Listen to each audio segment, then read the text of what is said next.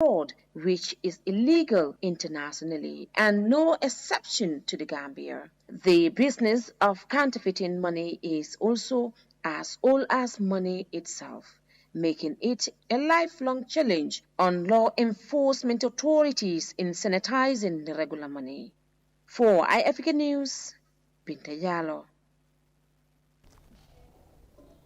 The Gambia Police Force gears up operation as more than $57,000 counterfeit money have been confiscated.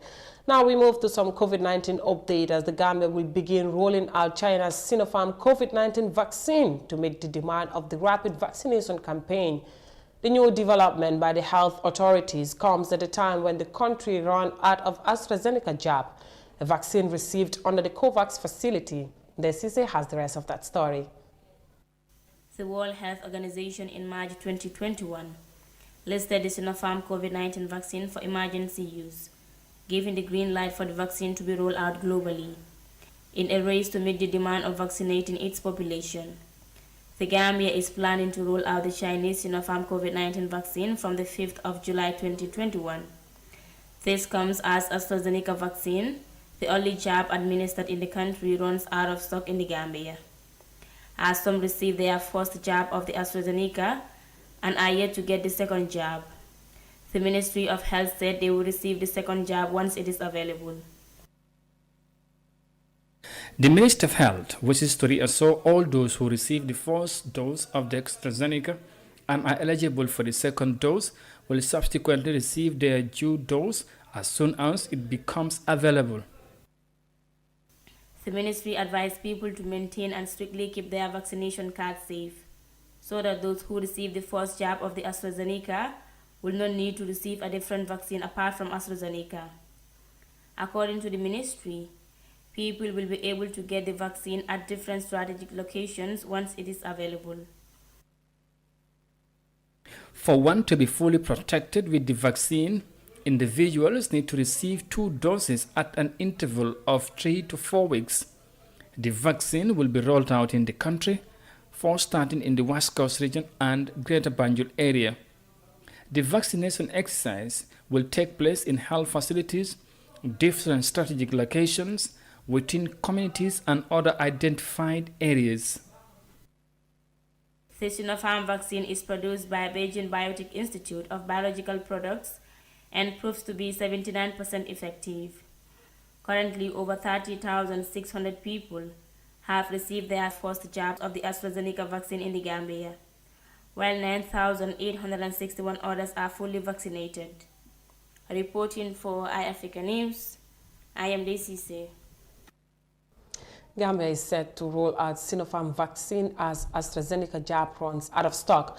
Now from there we move to Uganda, where hospitals are currently facing severe shortage of oxygen amid surge in COVID-19 infections in the country.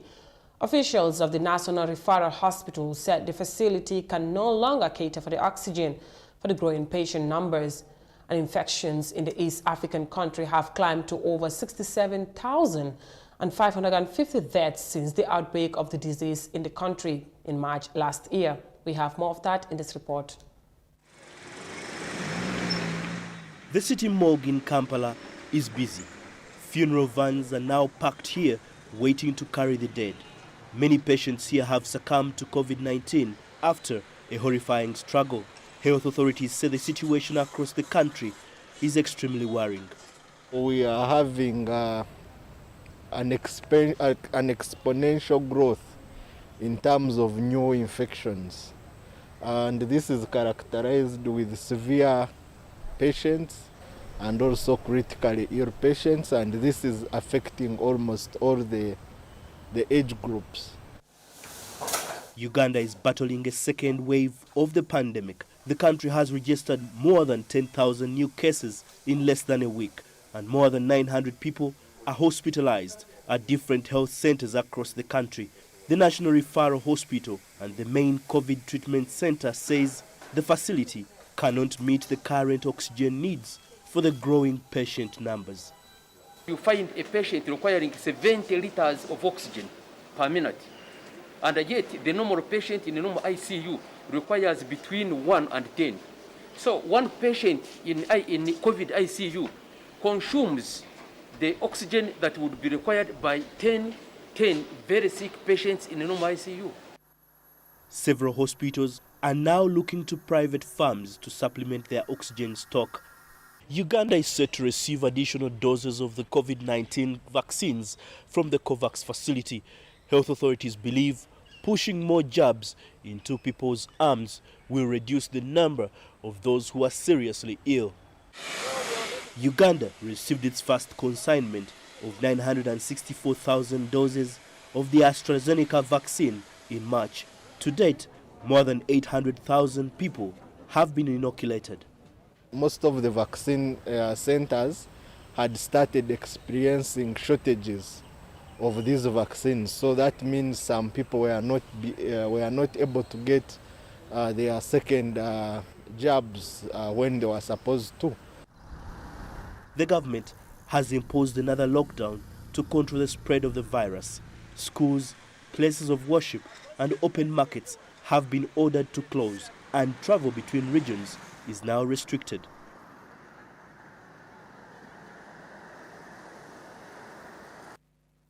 Some technological advancement in Africa, Egypt has started rolling out first locally made electric cars in a bid to cut down carbon emissions, which contributes to global warming. The North African country will start producing 25,000 electric cars annually starting this year. More of that in this report. It's finally out, the first local brand electric car in the region, and Egypt chose China to be its partner in this milestone. We can say it's the biggest country all over the world to produce the electric vehicle. So therefore, we agreed with the biggest company there. One of the biggest company is number 2 in China to manufacturing the vehicle, which is Dongfeng. And we started communication from 2019. Accordingly, of course, we selected a reasonable model from their electric vehicles to be localizing in Egypt and to be sold for the Egyptian customers. The model chosen is Dongfeng's E70 with 147 horsepower. It comes with different model specifications. Electric vehicle normally have a very few maintenance requirements and have, of course, no, we can say it's very minimum of the liquid which are going to replace it. So normally these vehicles have very big advantages. It's like a free maintenance.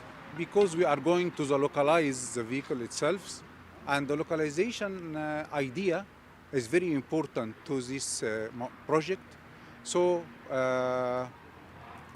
we can start by around 50% from the vehicles to be localized. 25,000 cars will be produced per year, to be doubled in 3 years' time.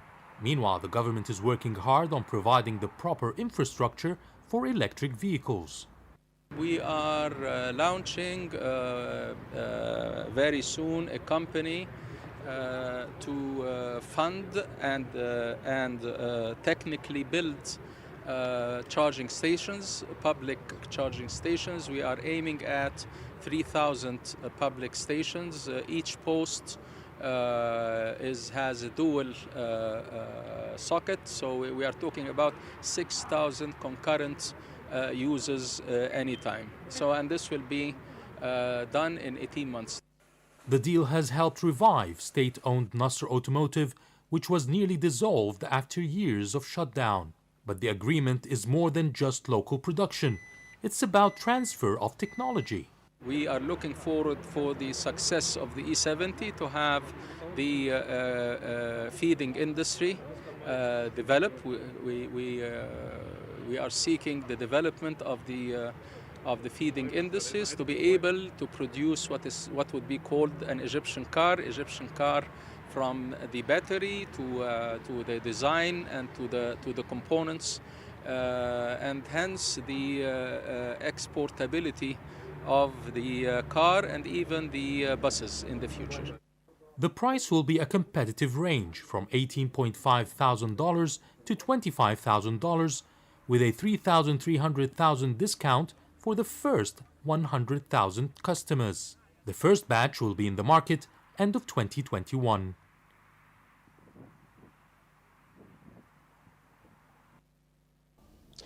Egypt begins rolling out the country's first locally made electric cars.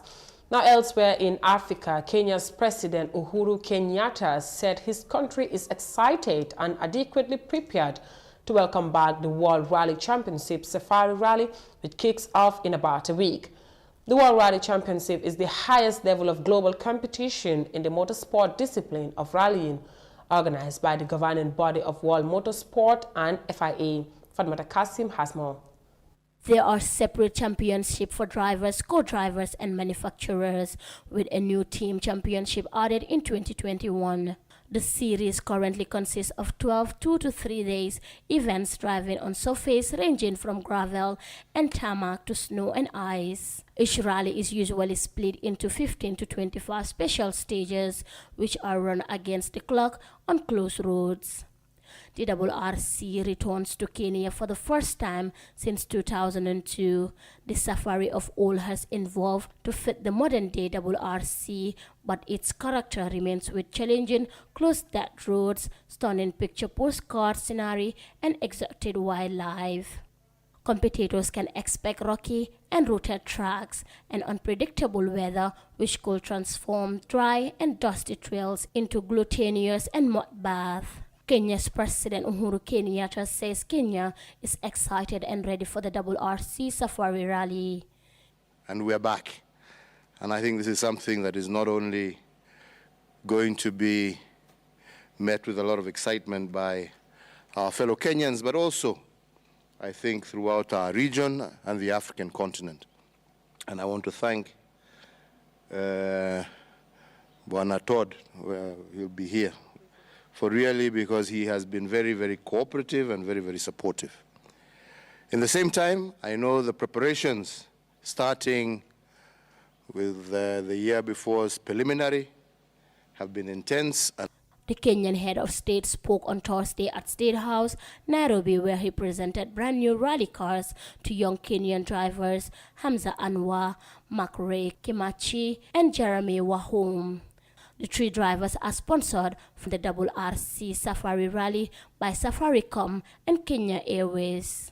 Kenyatta wished the young drivers success in the Safari Rally and in future local and international motorsport, telling them to always be good Kenyan ambassadors. I want to take this opportunity to thank all agencies, all our private sector, all rally enthusiasts who have given their time and effort to ensure that this event not only takes place, but I also believe takes place and will result in a wonderful success, something that we can all truly be proud of. And this I really look forward to. We're holding this event in the midst of a crisis, of an epidemic, but I'm certain, even after we visited with Amina to see the trials not so long ago, very happy to see that COVID protocols were being maintained all across, and I'm sure that that will continue. Rally drivers who attended the event lauded Kenyatta for the special involvement in lobbying for the return of the WRC Safari Rally to Kenya. The WRC was from well-known and popular international rallies, most of which had previously been part of the European Rally Championship or the International Championship for manufacturers, and the series was first contested in 1973. The World Rally car is the current car specification in the series. It evolved from Group A cars, which replaced the banned Group B supercars. Reporting for iAfrica News, I am Fatoumata Kasim. From the report by Fatmata Kasim, we will go with a short commercial break and the news continues. Stay tuned. The pride we take in our brand, the work we put into constantly change the landscape and elevate real estate in the Gambia, it's compared to none. From inception, our goal was to add value to the beautiful Gambian landscape. That's why we are proud innovators of community estates, Kololi Sands is an exceptional piece of work, tailored for ultimate convenience and luxury, to bring you an element of finesse that is rare but unique in its own. This is also our pride and joy, and we welcome you to the exquisite beauty right here in Kololi and right here on the waterfront. Kololi Sands, feel the ocean breeze at your doorstep.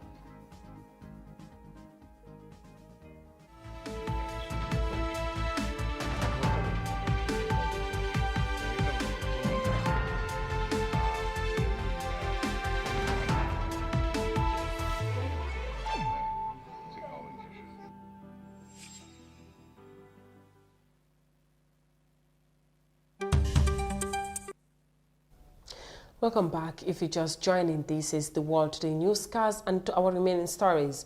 President Adama Barrow departed from the Banjul International Airport on Friday afternoon for the Ecowas Heads of State and Government Summit in Ghana. The ACCRA Summit will allow the West African leaders the opportunity to deliberate on pertinent issues threatening the peace and stability in sub-region. Binta Jallow witnessed his departure at the airport, and she We are here at the Banjul International Airport. The head of state of the Republic of the Gambia, His Excellency President Adama Barrow's departure for Ghana, Accra, where, of course, he is expected to attend the Ecowas Head of States and Government Summit from 18th to 20th of June. And we all know, of course, important things are expected to be discussed, things that are surrounding the sub-region.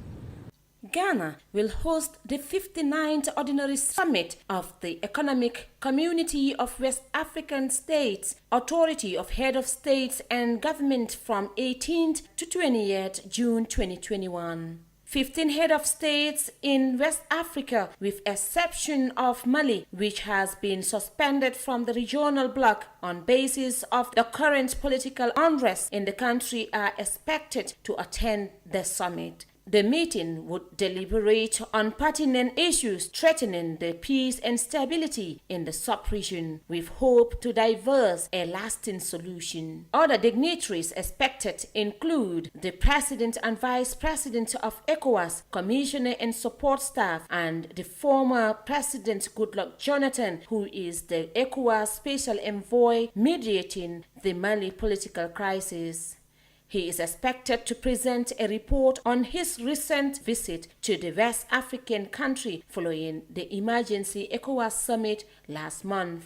A communique would be issued at the end of the summit to highlight key decisions reached during the deliberations. The summit in Accra will be presided by the 46th Ordinary Meeting of ECOWAS Mediation and Security Ministerial Council on Tuesday, June 15th, and 56th Ordinary Meeting of ECOWAS Council of Ministers on June 16 and 17th. Other equally important issues on the agenda include ECOWAS Vision 2050, the Information and Research Forum, humanitarian issues in the sub-region, report on ECOWAS trade and industry ministerial meeting, ministerial report on ECOWAS single currency and new convergence path, regional flood risk initiative and management strategy, as well as the ECOWAS gender strategy and action plan. President Nana Addo Dankwa Akufo-Addo, ECOWAS chairman, is expected to open the 59th Ordinary Summit at the Kampenski Gold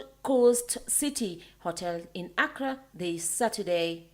For iAfrica News, Binta Jallow. The Gambian leader departs to Ghana for the 59th ECOWAS Summit. In South Africa, President Cyril Ramaphosa has announced strict lockdown measures in the face of a sharp rise in COVID-19 cases. The country registered more than 1.7 million COVID-19 cases and more than 58,000 deaths since the outbreak hit the country in March 2020. Details of that in this report. With South Africa firmly in the grips of the third COVID-19 wave, President Cyril Ramaphosa announced stricter lockdown measures. We have to contain this new wave of infections Since I last spoke to you just over 2 weeks ago, the average number of daily new infections has doubled.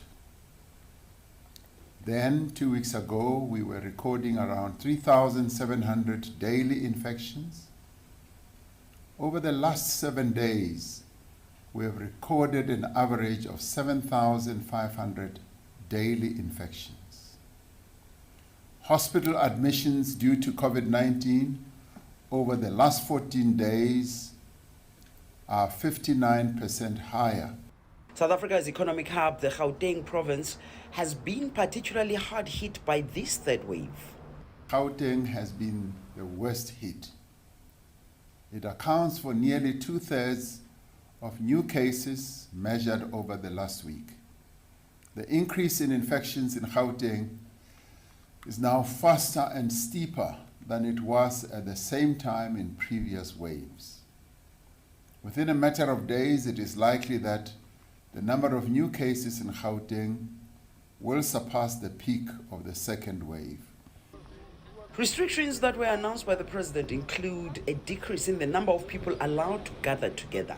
Now, only 50 people are allowed to gather indoors and 100 people outside. The previous level 2 restrictions allowed as many as 100 people to gather indoors and 250 outside. The sale of alcohol for off-site consumption has also been adjusted and is now permitted between 10 a.m. and 6 p.m. from Monday to Thursday. Alcohol sales for on-site consumption will be permitted as per license conditions up to 9 p.m. Alcohol consumption in all public spaces is strictly prohibited. South Africa moving to level 3 lockdown means a longer evening curfew. The curfew has been extended by an hour. It will now start from 10 p.m. to 4 a.m. Non-essential establishments like restaurants, bars, and fitness centers will need to close by 9 p.m. to allow their employees and patrons to travel home before the start of the curfew. And I fully understand that you are all concerned about constraints that restrict your freedom to move around or to travel, your freedom to gather, to socialize, to worship, and in some instances, your freedom to even earn a living.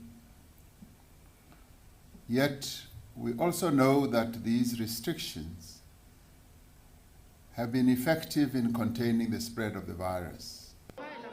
Ramaphosa also stated that the government continuously strives to prevent the spread of the virus while safeguarding the economy. COVID-19 continues to cause havoc, leading to South Africa imposing stricter measures. Now on to our last story. The United Nations Secretary General Antonio Guterres has called debt cancellation for middle-income countries to help them recover from global economic crisis. Speaking at the UN General Assembly meeting on Thursday, Guterres stressed the need for more efficient, predictable, and multilateral trading system that can withstand future economic shocks. Aminda reports. The world's middle-income countries are a diverse group by size, population, and income level. Middle-income countries are home to 75% of the world's population and 62% of the world's poor nations. These countries are one of the income categories that the World Bank uses to classify economies for operational and analytical purposes, as they make up a large share of the world's population and economic activity, a key to global economic growth. At the meeting of the General Assembly, UN Secretary General Antonio Guterres called for more efficient, predictable, and multilateral trading system that can withstand future economic shocks in the middle-income countries. COVID-19 and the disruptions in global trade has exposed and exacerbated the economic, social, and environmental vulnerabilities of many middle-income countries. And in many, it has also amplified structural challenges such as limited healthcare capacities, inadequate education systems, and limitations in public administration. We have to use this moment to build resilience for the future. We need a more efficient and predictable multilateral trading system that can withstand future economic shocks. And financing will be crucial. On the revenue side, we have to explore how middle-income countries can mobilize domestic resources and reduce inefficiency and waste. Mr. Guterres also stressed the need for many options, which includes debt swaps, buybacks, and debt cancellations. The debt mechanism must provide a menu of options, including debt swaps, buybacks, and cancellations. This is the moment to tackle long-standing weaknesses in the international debt architecture, from lack of agreed principles to restructuring that provide too little relief too late.